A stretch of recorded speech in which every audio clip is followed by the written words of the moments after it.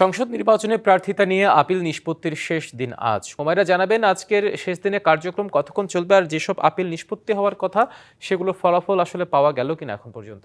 হিমাদ্রি, আপনি যেমনটি বলছিলেন, আজ সকাল 10টা থেকেই কিন্তু শুরু হয়েছে আপিল নিষ্পত্তি এবং সিরিয়াল নম্বর অনুযায়ী আজ সকাল থেকে 611 নম্বর থেকে 645 নম্বর আপিলের শুনানি হবার কথা ছিল এবং দুপুর 2টার মধ্যে এই আপিলগুলোর নিষ্পত্তি করা হয়েছে এবং যেখানে মঞ্জুর হয়েছে 10টি, নামঞ্জুর হয়েছে 18টি, পেন্ডিং রয়েছে 5টি এবং প্রত্যাহার হয়েছে 2টি।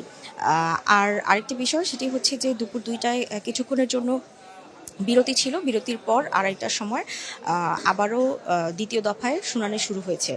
আর বিকেল 4টা থেকে এখন বিরতির পর যেগুলো হচ্ছে, যে শুনানিগুলো, সেগুলো হচ্ছে গত 10 তারিখ থেকে 17 তারিখ পর্যন্ত, অর্থাৎ গতকাল পর্যন্ত যতগুলো শুনানি পেন্ডিং ছিল সেগুলোর এখন শুনানি করা হচ্ছে এবং এগুলোর মাধ্যমে আসলে প্রার্থীরা জানতে পারবেন শেষ পর্যন্ত তাদের প্রার্থিতা বহাল আছে কি নেই। আর আরেকটি বিষয় সেটি হচ্ছে বিকেল 4টা থেকে এতদিন পর্যন্ত পেন্ডিং থাকা যতগুলো দ্বৈত নাগরিকত্ব ইস্যুতে পেন্ডিং যেই শুনানিগুলো ছিল, আপিলগুলো ছিল, সেগুলোর শুনানি হবে বিকেল 4টা থেকে।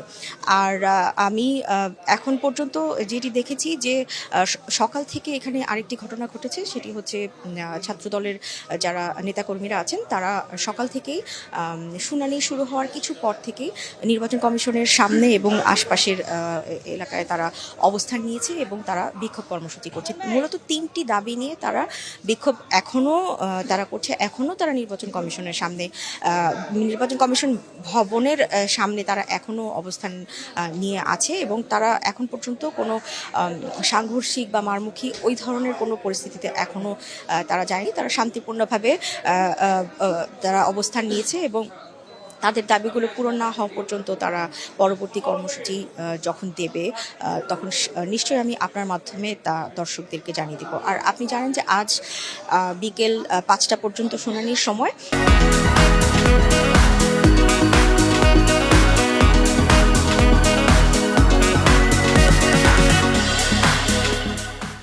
তবে যতগুলো শুনানি এখন পর্যন্ত বাকি রয়েছে, আর বিশেষ করে 4টায় যেহেতু দ্বৈত নাগরিকত্ব নিয়ে শুনানিগুলো শুরু হবে পেন্ডিং, তো সেগুলো শেষ করতে আসলে 5টায় শেষ করা যাবে কিনা সেটি আসলে শেষ হওয়ার পরেই বলা যাবে।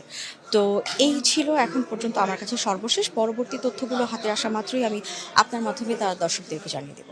হিমাদ্রি।